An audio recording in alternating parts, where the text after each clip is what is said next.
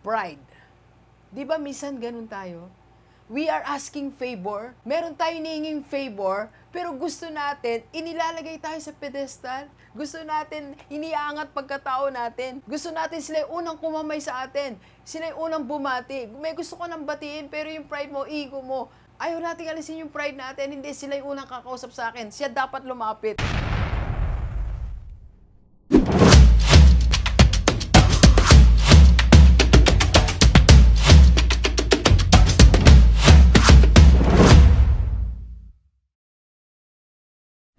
Okay, G-Livers, pag-usapan natin, alisin ang pride sa buhay mo. Let's go! Let's go! Welcome to Hope and Happiness episode. Alright, part 3 tayo ng ating pinag-aaralan si Naaman sa Book of Kings. So, ganun na nga po yung nangyari, no? So, Naaman is a powerful soldier, but he had leprosy. Okay? Then, nakakuha sila ng slave, a young lady, na nagsabi sa kanya na, if only my master would see the prophet, gagaling ka. Di ba? So, ganun nga yung ginawa po ni Naaman dahil gusto niya ring gumaling kasi isa siyang leader, military leader, nagtatagumpay siya, pero meron siyang leprosy. Okay? May pero sa buhay, no? So, kailangan mawala yun sa kanya. So, what he did is, sumunod po siya. Sige, naniwala siya. Okay? Naniwala si Naaman na gagaling siya. So, nagpunta siya kay Elisha. So, ito po yung situation, no? So, basahin natin, ha? 2 Kings pa rin tayo, chapter 5. Verse 9. Panoorin nyo lang po yung dalawang previous vlogs. Nandiyan po. So, Naaman went with his horses and chariots and stopped at the door of Elisha's house. Elisha sent a messenger to say to him, "Go wash yourself 7 times in the Jordan, and your flesh will be restored and you will be cleansed." So, nangyari po, tumayo na si Naaman sa gate ng bahay ni Elisha. So, he was thinking na lalabas si Elisha, tapos i-anoint siya, papahiran na lang siguro, ilalayhan siya, sasabihin, pag-pray siya, okay, gagaling ka na. Pero si Elisha po, he sent a messenger. May messenger na lumabas, hindi si Elisha. Okay? At sinabi pa sa kanya, sa Jordan ka magpunta. Alright? So ano yung reaction ni Naaman? Ito po yung reaction niya. But Naaman went away angry. Nagalit siya. And said, I thought he would surely come out to me and stand and call on the name of the Lord, his God, and wave his hand over the spot and cure me of my leprosy. So, yun yung na-expect niya. Kala niya, hawakan siya para ma-cure, gano'n, di ba? So, ilalay hands, gano'n. So, are not Abana and Pharpar, the rivers of Damascus, better than all the waters of Israel? Tsaka meron siyang binanggit, na-expect niya siguro, ma-private river to, mas maayos na river. Bakit sa Jordan River? Ibig po sabihin po, the pride. Okay?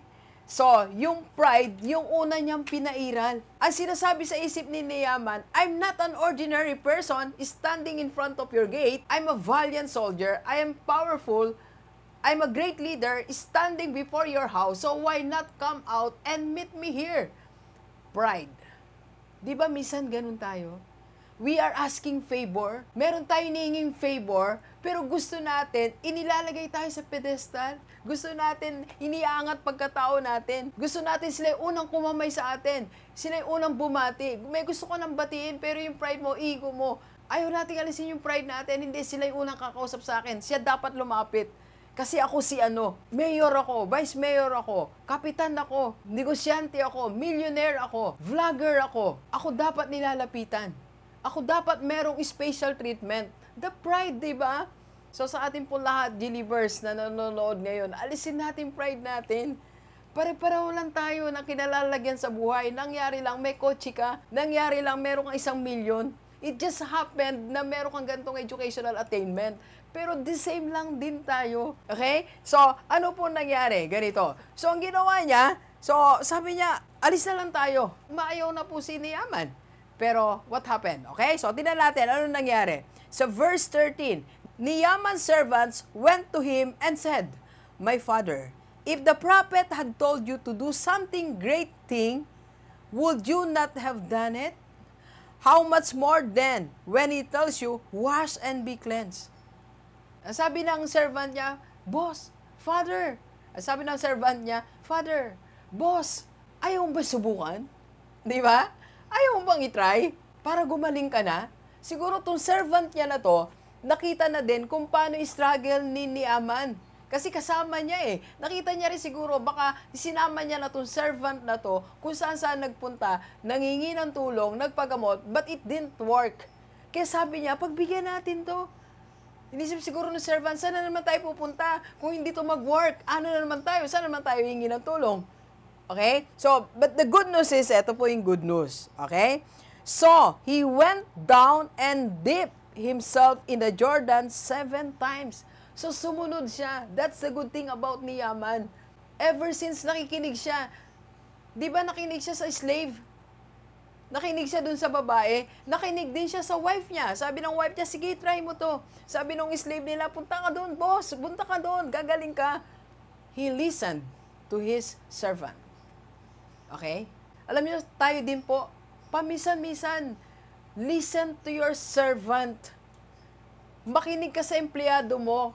Kahit mas mayaman ka kaysa sa empleyado mo, makinig ka rin sa kanya, may tutulong din siya sa atin. Makinig ka rin sa kapatid mo, kahit mas mayaman ka kaysa sa kapatid mo, meron siyang wisdom na minsan may tutulong sa atin. Meron siyang alam na hindi natin alam.